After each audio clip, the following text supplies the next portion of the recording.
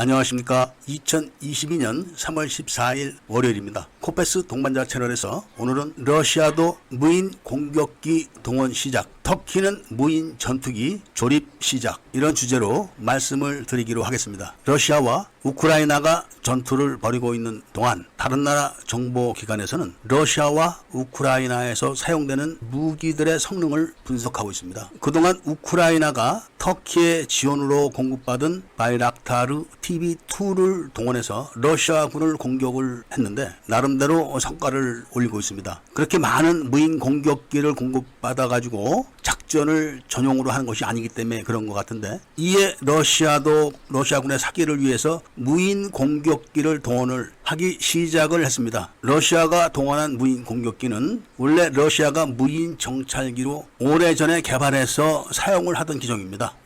포스트 R이라는 무인 정찰기인데, 러시아가 얼마 전부터 여기에다가 유도 미사일 2발을 장착을 해가지고 무인 공격기로 개조를 했었는데 이걸 투입한 겁니다. 이거를 투입을 해서 일부는 성과가 있었고 일부는 격추가 됐습니다. 그러니까 무인 공격기 분야에서는 러시아가 아직도 터키보다는 몇 수 아래다, 이런 거를 우리가 엿볼 수 있습니다. 어찌됐든 무인 공격기는 프로펠러 엔진을 장착해가지고 공격을 개시할 때는 굉음을 냅니다. 그 굉음 소리가 들렸다 하면은 지상의 병력들은 다 움츠러들기 시작하는데, 그 소리와 함께 폭음이 들리면은 어딘가 또는 누군가는 전사를 하거나 부상을 당한 거고 장비는 파손이 된 겁니다. 러시아도 러시아군의 사기를 위해서 검증은 되지 않았지만 일단 투입을 했었는데, 투입하자마자 격추가 되기 시작했다는 소식을 들으면서 무인 공격기도 아무나 쓰는 게 아니구나, 이런 생각이 들어갑니다. 터키는 이미 바이락타르 TB2, TBC, 그리고 최근에는 바이락타르 MIUS라는 무인 전투기를 최종 조립 단계에 지금 있습니다. 무인 전투기는 제트 엔진입니다. 문자 그대로 무인 전투기는 무인 공격기가 아니라 전투기와 전투를 벌이는 그런 기체입니다. 그래서 제트 엔진을 장착을 한 겁니다. 그러니까 앞으로는 무인 전투기가 호위를 하고 무인 공격기가 폭격을 하는 이런 장면을 우리가 볼 수가 있는 겁니다. 그리고 터키는 무인 공격기와 무인 전투기에 대한 작전 교리, 훈련, 그리고 인력에 대한 훈련이 아주 잘 되어 있는 것 같습니다. 만일에 이번에 직접 터키가 참전을 했다, 그래서 무인 공격기를 수백 대를 동원했다, 이렇게 되면은 일단 중요한 전투마다 큰 활약을 했을 겁니다. 터키의 무장 공격기는 탑재 유도 미사일이 전용으로 만들어진 겁니다. 그래서 스마트 유도탄이라고 불리기도 하는데 이게 무게가 가볍습니다. 그리고 전차의 상부를 맞으면은 휴대용 대전차 미사일하고 같은 위력을 나타내기 때문에 전차는 파괴가 되는 겁니다. 당연히 공중에서 쏘는 미사일이니까 전차 상부를 직격을 하게 돼 있죠. 자세히는 알려지진 않았지만 무게나 이런 걸로 따져봤을 때는 임무에 따라서는 최대 4발까지 탑재가 됩니다. 그러니까 러시아의 무장 공격기의 2배의 무장 탑재량을 갖고 공격을 할 수 있는 거니까 정찰과 주의 무인기를 빼고 무장 공격기 200대에다가 미사일 4발씩을 달면 800발이 되는 겁니다. 이 정도 되면은 웬만한 기갑사단은 전멸을 하는 겁니다. 물론 터키의 무장 공격기도 자주 격추가 됩니다만은 이게 워낙 저렴하고 인명 피해 손실이 없다 보니까 부담 없이 손실되는 무인 공격기를 바로 보충을 해서 계속 공격을 가할 수 있기 때문에 이게 무서운 겁니다. 이제 러시아와 우크라이나가 마지막 소모전에 들어가 있는데, 이때 터키가 러시아의 무인 공격기 투입을 보고 200대 이상의 무장 공격기를 공급을 한다면 러시아로서는 피곤해지는 것이죠. 그런데 여기다 터키가 최근에 바이락타르 MIUS라는 무인 전투기 조립 단계까지 지금 와 있는데, 터키는 바로 상륙함을 보유하고 있습니다. 이 상륙함에다가 바이락타르 TBC를 탑재를 한다고 합니다. 그러니까 무장 공격 함정이죠. 날개를 접어서 실는 겁니다. 그리고 이번에 최종 조립해서 성능 시험을 하는 바이락타르 MIUS가 성능 시험을 통과한다면은 세계 최초로 무인 전투기와 무인 공격기를 탑재하는 그런 항공모함이 되는 겁니다. 이 점은 미국도 눈여겨보고 있을 겁니다. 물론 미국도 무인 전투기를